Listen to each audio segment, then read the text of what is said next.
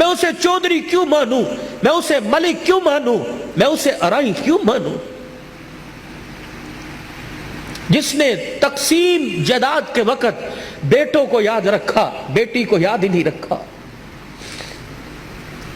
تو لاکھ قبر پہ گلاب کے پھول ڈال، تو لاکھ روزانہ ہر سال 10 محرم کو قبر کی لپائی کر، لیکن اللہ کی قسم بیٹی کو حصہ نہیں دیا۔ گھر کی مفلسی اور گھر کے حالات پتلے دیکھ کر جب بیٹی کے گھر کا میٹر بجلی کا بل زیادہ آنے پر بجلی کٹے گی، گیس کا کنیکشن کٹے گا، جب ماں سے بچے روٹی مانگیں گے اور ماں دوپٹے میں منہ دے کے روئے گی، تو کیا اللہ تجھے قبر میں سکون کی کروٹیں دے گا؟ نہیں نہیں۔ بیٹیوں کو حصہ دو۔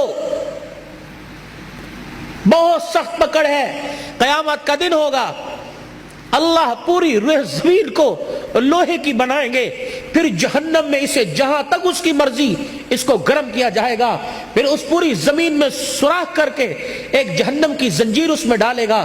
اللہ فرمائیں گے لاؤ، جس نے دنیا میں بیٹی کو حصہ نہیں دیا، یہ زمین کی سلیٹ اس کے گلے کے اندر ڈال دو اور درے مار مار کے پورے میدان معاشر کا چکر لگاؤ۔ لوگ پوچھے یہ کون ہے؟ کہ یہ وہ ظالم ہے جس نے تقسیم وراثت جائیداد کے وقت اپنی بیٹیوں کو یاد نہیں رکھا تھا۔ اچھا مجھے ایمانداری سے بتلاؤ، بیٹیوں کو حصہ نہ دینے پر تمہاری کون سی صحت میں اضافہ ہوتا ہے؟ بیٹے کون سا تمہیں سونے کے چمچے سے منہ میں تمہارے خوراک ڈالتے ہیں؟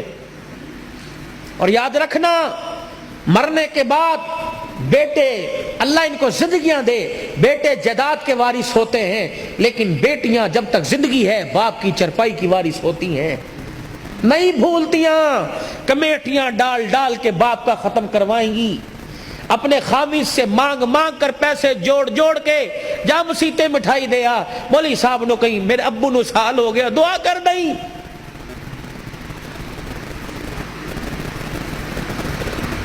یہ دین ہے، میں اسے کہاں ڈھونڈوں؟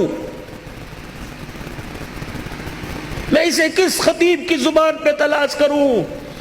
کس مورخ کی تاریخ میں تلاش کروں؟ کون سے فسانے اور کون سے ناول میں اور کون سے سنڈے میگزین اور ایکسپریس اور نوائے وقت اخبار میں تلاش کروں؟